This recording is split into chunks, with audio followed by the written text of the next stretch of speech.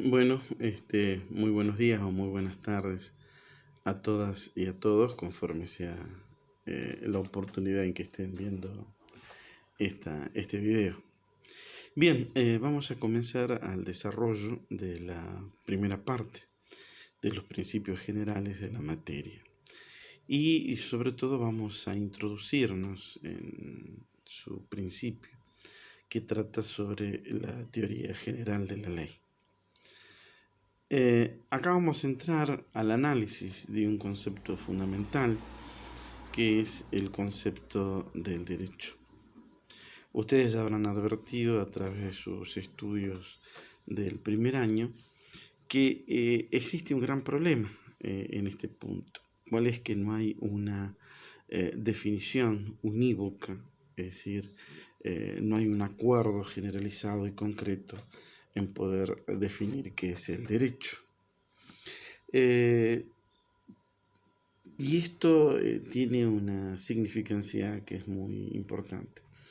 Esta significancia es esencialmente que la conceptualización que hacemos del derecho y en definitiva del fenómeno jurídico va a depender de la plataforma, del punto de vista, del promontorio al que nos subimos para echar esa mirada sobre el fenómeno jurídico. Dicho de otra manera, el concepto del derecho es, cómo lo definamos o cómo lo entendamos, es un concepto tremendamente, si se quiere, interesado. Y es interesado porque a este punto siempre les digo a mis alumnos, ustedes no pueden iniciar un estudio de las ciencias jurídicas sin que tengan una prevención básica, y esa prevención básica es que no pueden ser ingenuos. ¿Por qué? Porque cada una de las teorías o cada uno de estos desarrollos teóricos tiene como punto de partida una cosmovisión política, jurídica, económica, social, cultural, religiosa, etc.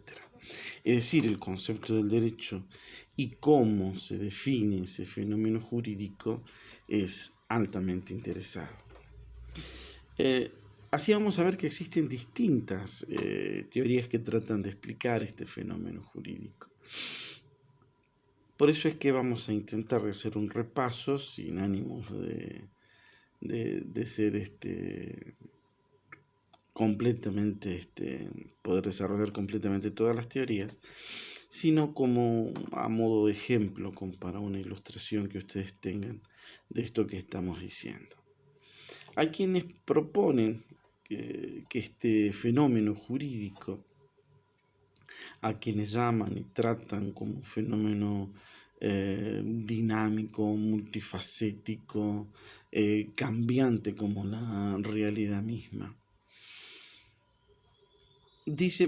Parten de una primera composición, y es que si el fenómeno jurídico no es nada más que un fenómeno que forma parte de la realidad, fenómeno en términos de lo que sucede, del acontecimiento.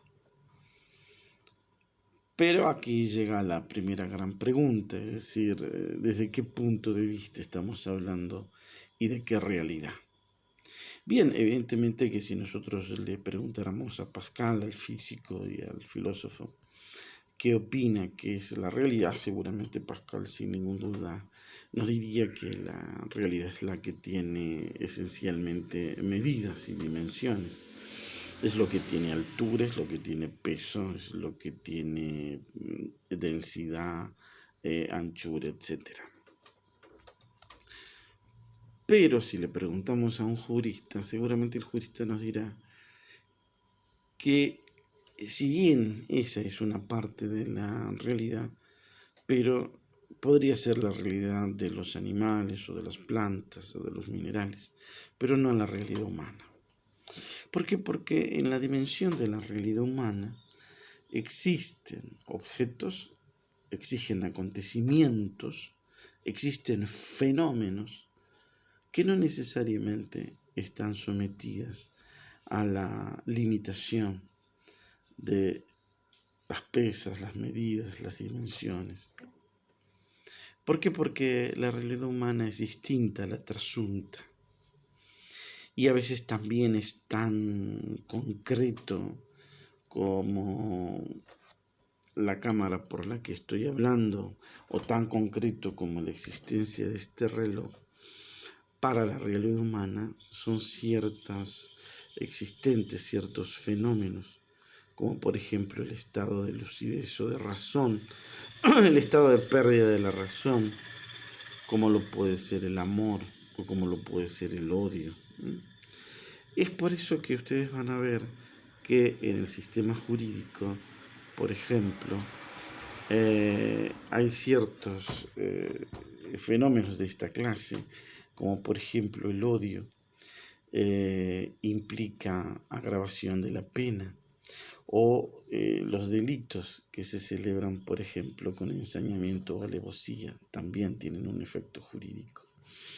O en otros casos, para que un acto jurídico produzca su efecto, debe haber una manifestación de sentimiento, como por ejemplo la del amor, que es la que se da en la declaración de los esponsales, cuando se produce la celebración matrimonial, o en la manifestación del padre o de la madre adoptante, que manifiesta que quiere adoptar al menor, también es una manifestación esencialmente de sentimientos o de amor. La conciencia o no la pérdida de su razón como efecto necesario vinculante para poder predicar la validez o la invalidez de un acto jurídico. Es decir, existe en la realidad humana una realidad que trasunta, como decíamos, lo meramente realidad física. Primera cuestión. La segunda cuestión es que podemos pensar a esta dimensión del derecho, o mejor dicho, al fenómeno de este derecho, analizando tres grandes dimensiones, como nos propone generalmente la literatura clásica en la teoría del tridimensionalismo jurídico. Primero, analizar el fenómeno desde el punto de vista de lo normológico, es decir, de la conceptualización de la norma. Otro punto de vista es pensar el sistema jurídico desde el punto de vista de los efectos sociales o de la dimensión sociológica que tiene el derecho, en cuanto a cómo impacta con la sociedad y cómo el comportamiento social impacta en la generación del derecho. Y por último, desde una dimensión que llamaríamos valorativa o diquelógica, que es la dimensión de la justicia.